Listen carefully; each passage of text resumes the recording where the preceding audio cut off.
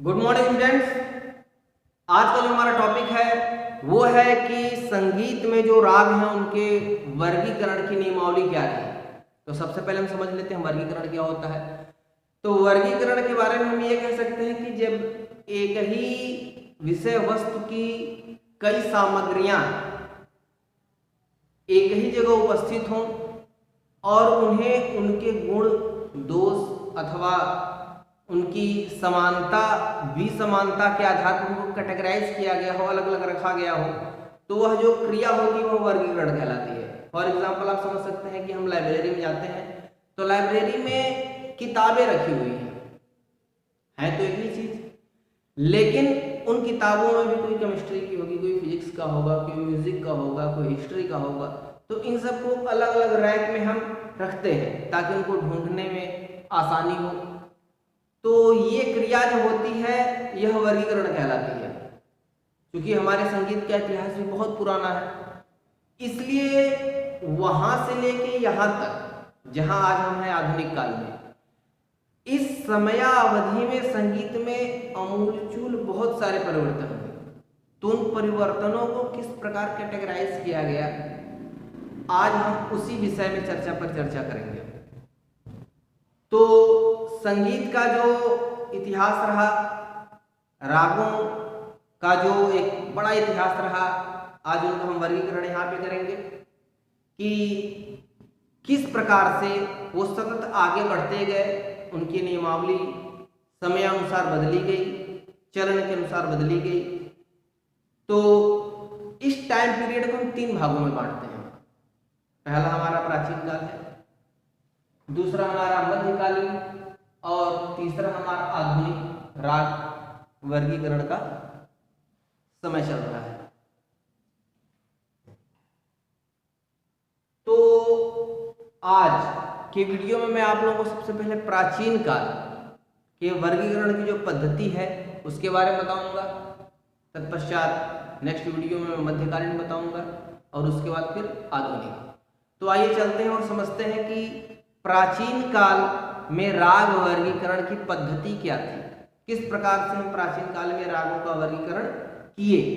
तो उसको समझने के लिए हमको सबसे पहले ये जानना होगा कि प्राचीन काल में किस किस आधार पर वर्गीकरण हुआ, अर्थात वर्गीकरण का आधार क्या बनाया गया।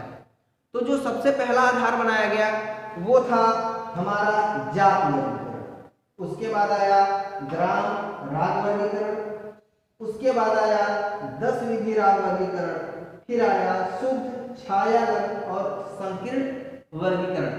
उसको हम नोट कर देते हैं, आप लोगों को नोट से पहुंच गया होगा। तो पहला हमारा जो है वो है जाति वर्गीकरण, जाति वर्गीकरण। उसके बाद आता है ग्राम राग वर्गीकरण, फिर आता है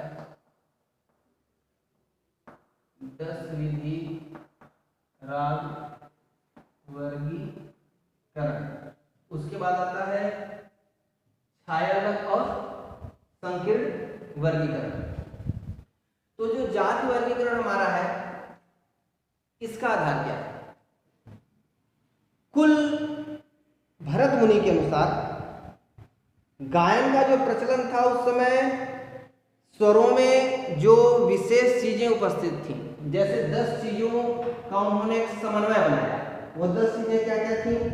ग्रह, अंश, न्यास, अपन्यास, अल्पत्व, बहुत्व, खाड़त्व, मंद और तार।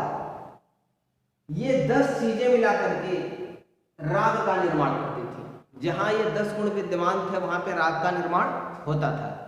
बाद में इसमें सारंग देव जी जो कि संगीत रत्नाकर की रचना किए थे, सारंग देव जी आए और उसमें 3 चीजों को उन्होंने और जोड़ दिया। वो 3 चीजें क्या क्या थी?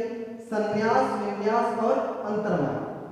इन तीनों को जोड़ने के बाद जातियों की संख्या टोटल कितनी हो गई? 18। टोटल 18 जातियां। अब ये 18 जातियां आई कहां से? ये 18 जातियों का जो उद्भव हुआ वो ग्राम से हुआ। आप जानते हैं कि ग्राम 3 होते हैं। खड़ज ग्राम होता है, मध्यम ग्राम होता है और उसके बाद हमारा होता है गंधर्व ग्राम। तो गंधर्व ग्राम का लोप माना जाता है और ये कहा जाता है कि आपका खड़ज और मध्यम ग्राम ये 2 ग्राम ही प्रचलन में थे।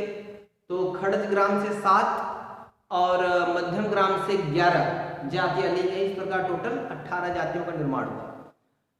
तो जाति वर्गीकरण के आधार पर 18 जो हमारी जातियां थी इनको ही मूल माना गया और इन्हीं रागों का प्रचलन उस समय था। फिर कुछ समय बीता, उसके बाद जो पद्धति आई उस पद्धति का नाम था ग्राम राग वर्गीकरण। अब ग्राम राग वर्गीकरण क्या था? तो ग्राम रागों की उत्पत्ति जातियों से हुई। सबसे पहले ग्राम रागों का उल्लेख मतंग मुनि की बृहददेशी, मतंग मुनि ने बृहददेशी नाम की एक रचना की जिसमें उन्होंने ग्राम रागों के बारे में बहुत ही डिटेल्स हमको बताया। उस समय जो प्रचलन था उसके बारे में सारी जानकारी दी। तो बृहददेशी से हमको ग्राम रागों का उल्लेख मिलता है। ग्राम रागों के 5 प्रकार थे और सबकी अपनी अपनी शैली थी। अब वो 5 प्रकार कौन कौन से थे?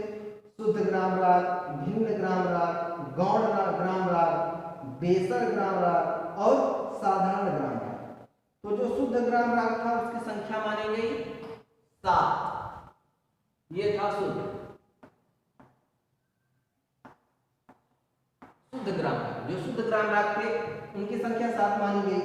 उसके बाद भिन्न ग्राम राग की संख्या, जो भिन्न ग्राम राग था उसकी संख्या 5 मानी गई। उसके बाद गौड़ ग्राम राग आया, उसकी संख्या 3 मानी गई। गौड़ ग्राम राग के बाद जो ग्राम आया वो था आपका बेसर। तो बेसर ग्राम राग था,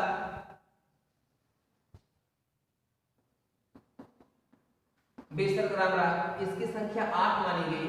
उसके बाद आया साधारण, अगला था साधारण ग्राम राग। तो जो साधारण ग्राम राग था इसकी संख्या जो मानी गई वो 7 मानी गई। ठीक है, इस प्रकार टोटल ग्राम राग कितने हो गए? 7, 5, 12, 15, 23 एंड 7 इक्वल 30। टोटल 30 ग्राम राग। इन 30 ग्राम रागों का वर्णन मिलता है हमको ग्राम राग वर्गीकरण के अनुसार के अंतर्गत। अगला हमारा टॉपिक आता है 10 विधि राग वर्गीकरण। तो 10 विधि राग वर्गीकरण की रचना पंडित सारंग देव ने की थी और उन्होंने संगीत रत्नाकर में इन 10 ग्राम रागों के 10 भेद को बताया था। इसको मैं आप लोगों को पिछली क्लास में बताया हुआ था कि 10 भेद क्या क्या थे। फिर से बता रहा हूँ आप लोगों को। राग, ग्राम राग, उपराग, भाषा, विभाषा, अंतर्भाषा, रागांग, क्रियांग, उपांग और भाषांग। ये 10 जो उन्होंने चीजें बताई, टॉपिक दिए, उसके आधार पर उन्होंने 10 विधि राग वर्गीकरण की स्थापना की और इसको 10 विधि राग वर्गीकरण के नाम से भी जाना जाता है। अगला हमारा टॉपिक आता है, वो टॉपिक हमारा है शुद्ध, छायालग और संकीर्ण राग। तो शुद्ध, छायालग और संकीर्ण राग क्या है? इसको समझने के लिए हम शुद्ध राग को पहले लेते हैं। शुद्ध राग क्या है? शुद्ध राग के अनुसार वह राग जो अपने नियमों का पूर्णतया पालन करते हो वह शुद्ध राग की श्रेणी में आते हैं। अर्थात गायन समय, स्वर, वादी संवादी, चलन, इन सब का पूर्णतः ध्यान रखा जाए या अपने नियमावली को जो पूर्णतः फॉलो करते हो। जैसे राग भैरव, वह शुद्ध राग की श्रेणी में आया। अगला टॉपिक छायालग। छायालग क्या है? छायालग राग की श्रेणी में उन रागों को रखा गया जिन रागों पे दूसरे रागों की छाया भी पड़ती है। अब उसमें होता क्या है कि अगर एक ही थाट के 2 राग हैं, एक ही चरण के 2 राग हैं, तो कुछ राग ऐसे हैं कि उन पे दूसरे रागों की छाया पड़ती है। जैसे पुरिया धनाश्री ले लीजिए, ये सब ऐसे राग हैं कि जब आप इनका गायन करेंगे तो आपको ऐसा प्रतीत होगा कि दूसरा राग बिल्कुल सिमिलर चल रहा है, सेम टू सेम।